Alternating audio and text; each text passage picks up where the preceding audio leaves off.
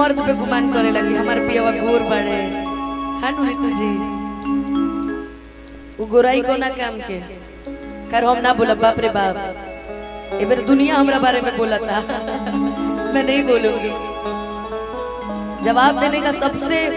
अच्छा उपाय है ना कि चुप हो जाइए। हाँ खामोशी भी एक जवाब होता है, लेकिन जो दिन हे से हे जाइए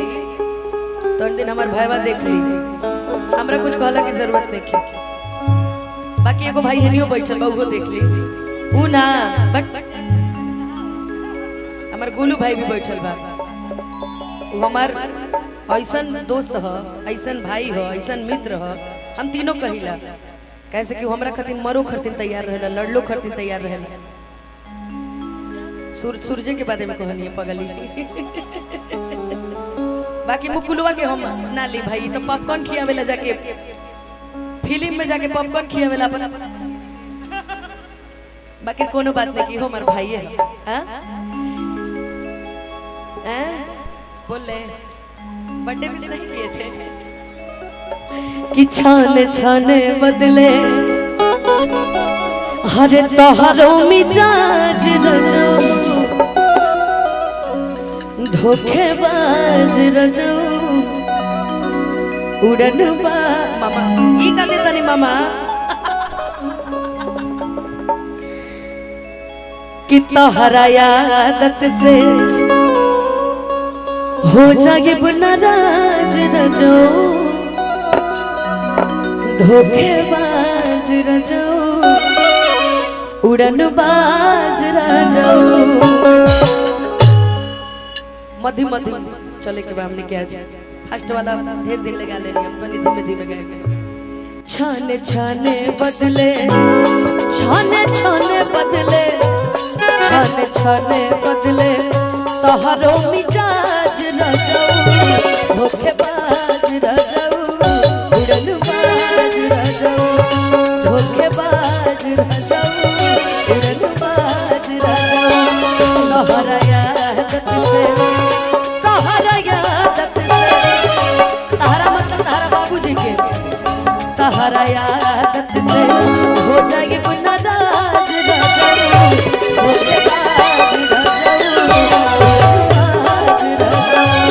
धोखेबाज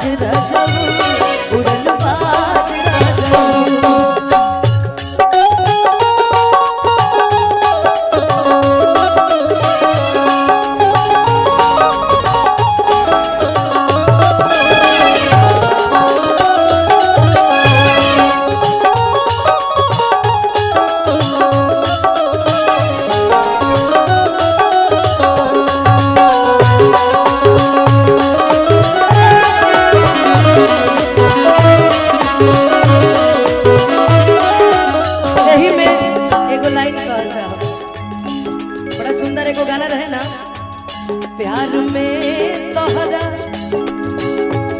पिटाइल बानी घर से नहीं कि मिलत बाबूजी प्यार में तोहरा पिटाइल बानी गिर गईनी हम सब का नजर से सब का नजार से मिलत बाबूजी के डरे कवन कमी रहे अनुपमा यही में कि कवन कमी रहे अनुपमा यही में नहीं खुद तक दीर में ये प्यार में तहरा पिटाइल बानी घर से नहीं कि बाबूजी धोखेबाज रजो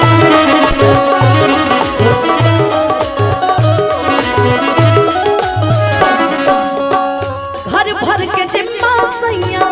हमारे कपार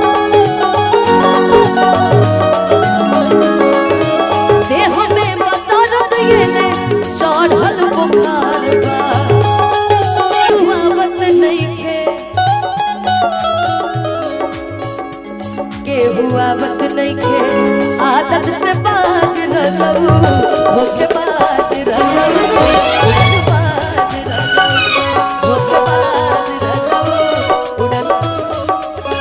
बदले तोहरो मिजाज रसऊ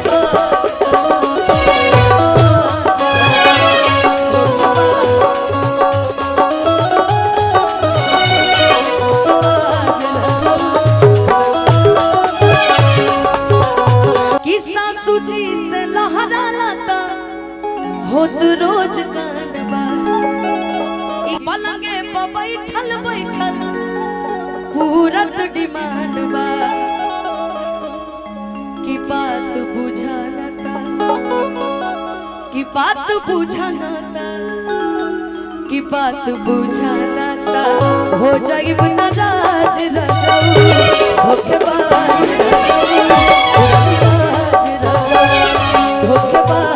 रसऊ छाने छाने बदले गोलू भाई करते हैं बस छाने छाने बदले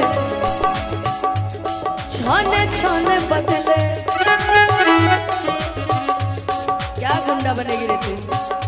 गुंडा ये मंच की गुंडा है छाने छाने बदले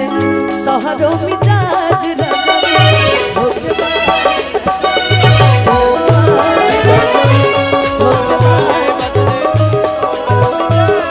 होके बाज रसऊ